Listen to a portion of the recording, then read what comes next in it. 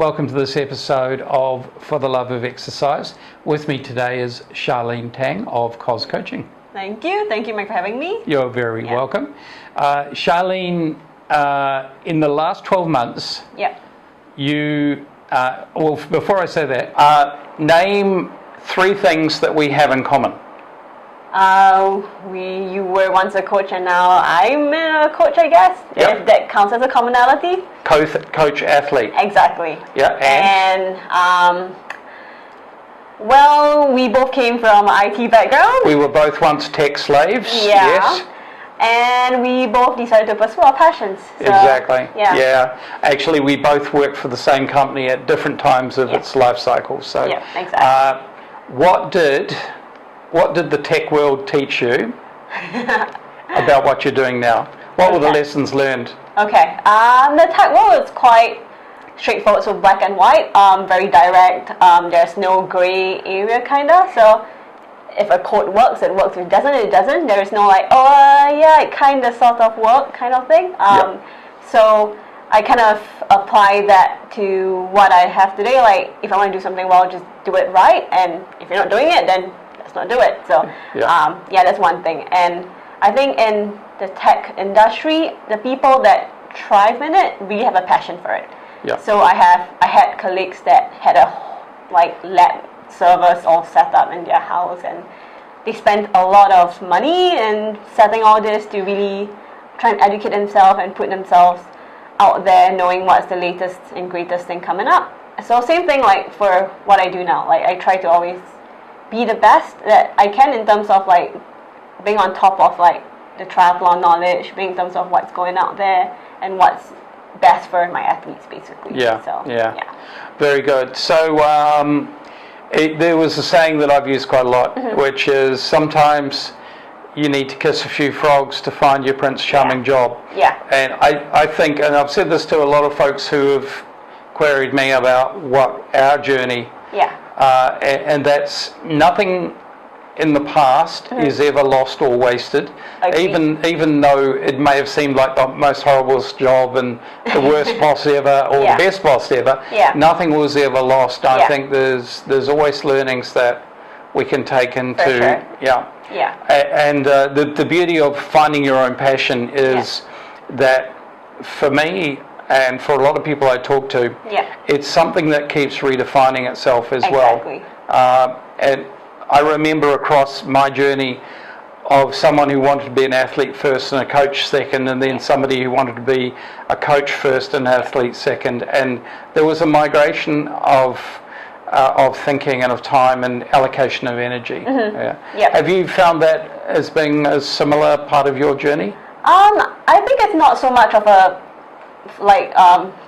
fight of say your time and energy between being a coach and an athlete. I think it complements each other very well. Like for myself personally, now I not just derive the joy, the satisfaction of my own trainings. It's pretty incredible to be part of somebody else's, and I think I sometimes get a bit more excited when my athletes are racing and I get to track them every weekend. So I think it's a way to complement each other, because honestly, triathlon training, it's quite a selfish sport. Like, it's a very self-centered one. You don't quite think too much about those around you, and you kind of just want to focus on your own thing, right? And sometimes you put too much pressure on yourself that way, which I tend to find myself doing at times. So trying to have that balance or perspective from being a coach. Like, there are people out there who are also trying to just enjoy the sport for what it is. So it brings you back to kind of the joy of coaching and why people are actually doing triathlons, and sometimes that's kind of the reminder that you need once in a while. It's still a hobby after all.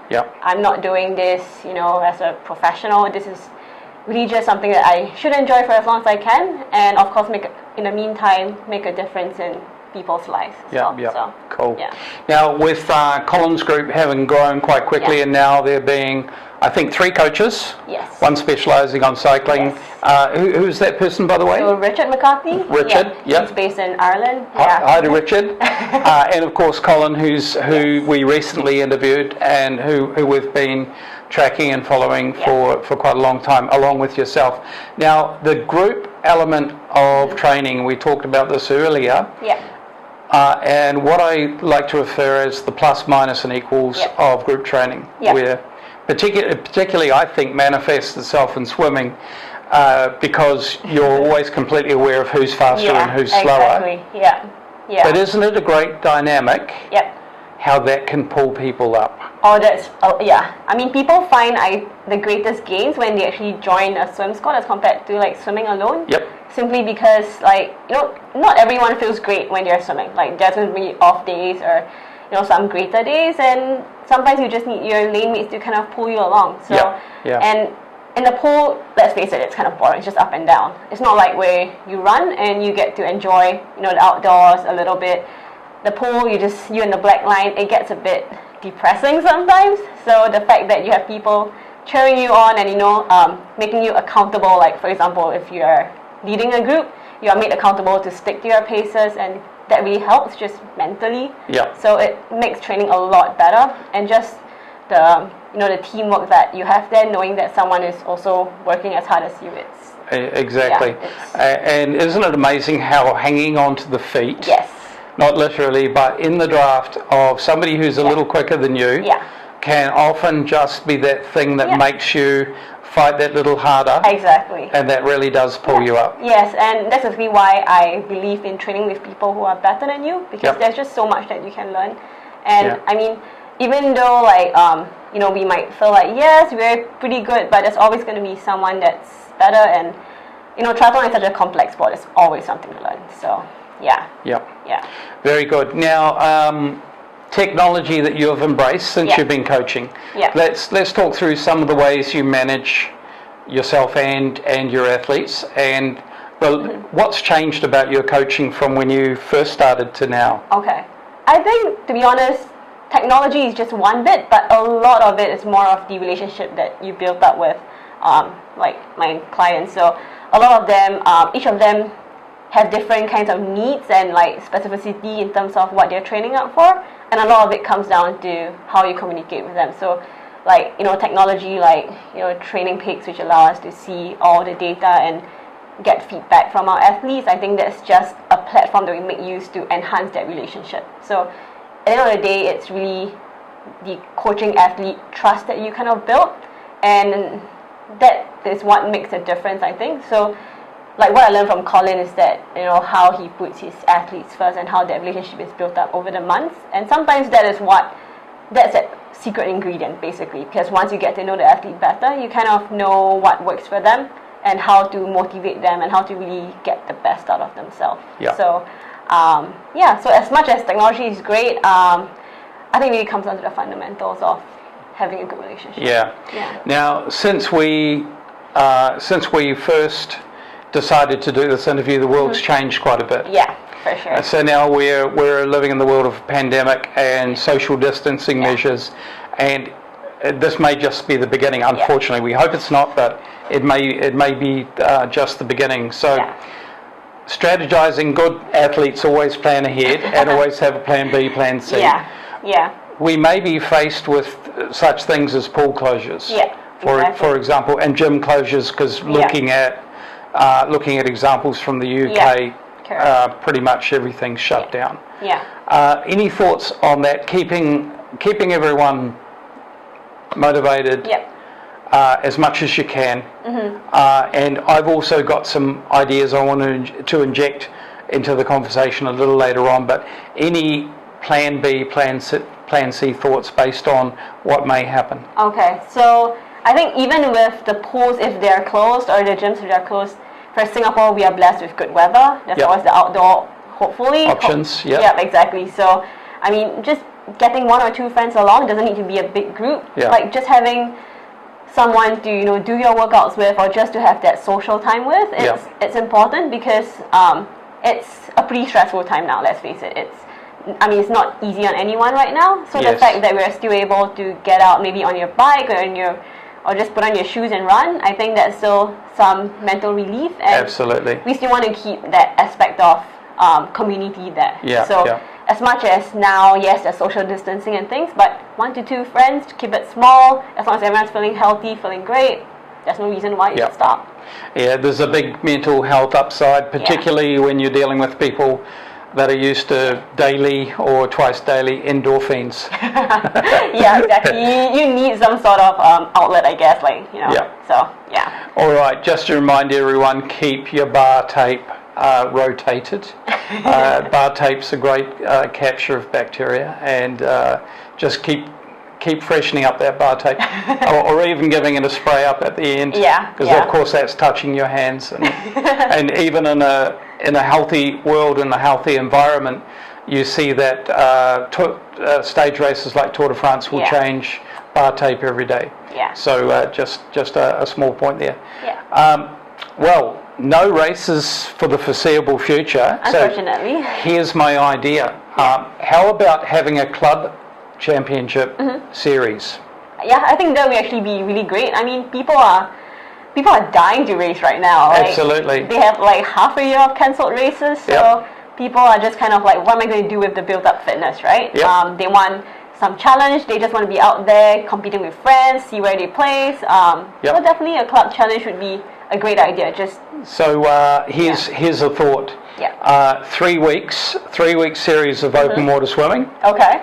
And it's from one end of Sentosa Beach to the other and back, which that's quite a challenge. which I believe is when I say I'm talking about Tanjong Beach. Yeah. So okay. Not the three. Not the full lot. Okay. So I think the distance may be, from memory, it's been a while 700, I think. Yeah. 2 laps. So there might be laps of that. Yeah. The following week there might be twice of that. Okay. The third one may also include a run. Nice. Yeah. Okay, so there's a little aquathon series. The second series that I thought to suggest would be, because we have such a beautiful piece of road in Tanamera Coastal. It is. And we know that from Navy Base to Changi Beach Lights, return is 16K. Yes. Yeah. There's multiples of 16, 32, 48K. Yep, correct. And with shoes being stashed at the bus stop, now you've got a duathlon.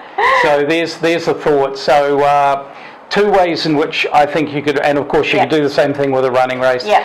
2 ways I think that could work. One is where, say, Colin and yourself give the athlete a time that they absolutely must hit, and they're not allowed to go faster or slower than that time. Okay. So that's elements of rallying in the rally car world, where you must really come in right on time. Exactly. So the lesson with that one would be pace judgment. Correct. Maybe that's 1 week. The second one is an all-out effort, and maybe the third one is just an all-in race, and that's going to involve 30 or 40 people. Yeah, exactly. So, and it's well within the limits.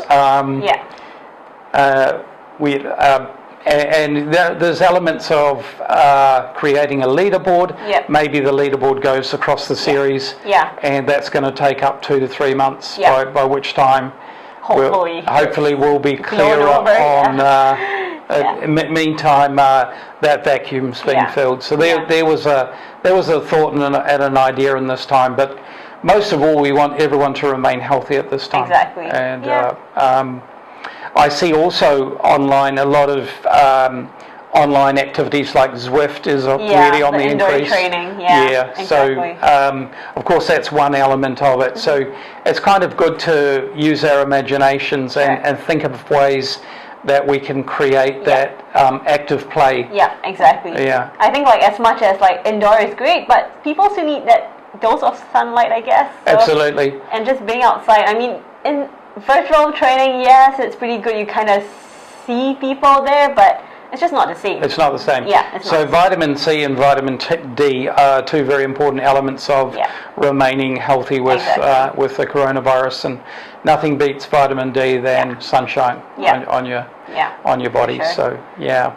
All right. So looking ahead, let's think about the challenges of being a race director right now. Okay. Yep. I think it's quite a tough job to be in right now. I mean, like, there's a lot at stake in terms of, health and safety of your clients, and but at the same time, like, you spend months ahead preparing for the race. How much, cost are you going to incur by cancelling it? And but I think yeah, it's a really tough job to be. Like, if they can modify the race to, like, you know, like you said, make it like a club challenge, like what you mentioned just now, I think it's a possible. Small groups, yeah, exactly. And also using common platforms like Strava. Yeah. And because Strava comes out from time to time with a 500k challenge and that sort of thing. So maybe there's elements of using common platforms to bring everyone together, keep their mind focused on positive things. Correct. At this time, and maybe that's a step forward until for sure until we know more. Yeah, I mean, that's what triathlon is supposed to be anyway, like just something to be positive about, and so I think it's a great idea. Yeah. Okay, so plans and goals for this year. In a perfect world, which we don't live in, of course, and there's nothing. Quote Mike Tyson. I've quoted him quite a lot recently. Everyone's got a plan until somebody punches you in the face, and coronavirus has punched us all in the face. Punches us in the face. So let's kind of look forward to the end of the year. What would look like when all's said and done, with everything that's gone on? What would look like a good year for you? I think so. The plan was to do my first full distance race for. How do you spell full? Is it F-O-O-L? F-U-L-L. Full, all right. Full. No longer doing the baby half now. So stepping up, being a big girl and doing the full. So point on that. Yeah. You know as a coach that everybody's body will have a sweet spot. Yes, exactly. So you don't necessarily, it's difficult for a sprinter to become an ultra endurance athlete and vice versa. For you as a coach, I can understand completely that when you're coaching athletes to do a full Ironman, it's good that you've done one. For my own experience, I only ever did one. Okay. I knew it wasn't my distance. And when I finished and came up the red carpet at Bustleton, like, never again. I said to myself, I'm never going to do this again. and the moment that I should have been the most euphoric, you're like, no. I thought, this is completely not my distance. And this is ridiculous.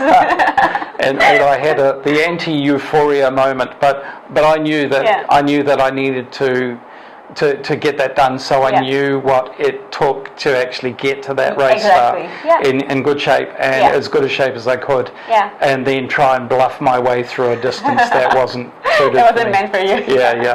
Anyway, so would that be part of your experience? So of course. I mean, like, that's one reason as well, because I feel like I need to properly experience the training, especially like you know, the kind of fatigue that I would be feeling during the long sessions and things like that, and just mentally, how are you going to cope with months and months of doing like really long, like, weekend sessions? Like, you're looking at 6-7 hours of a break session sometimes. Like, how are you going to handle that? And you know, like, as an athlete, if you're looking at a coach and you're the one, if you're the athlete doing a full Ironman, but your coach hasn't done one, you're like, you kind of have your doubts in terms of does he or she know what she's doing. So we had over the years, I've coached people for full Ironman, and some of the strategies we used where we knew that training in the heat and humidity here would actually really dig somebody into a big hole with hydration and micronutrients.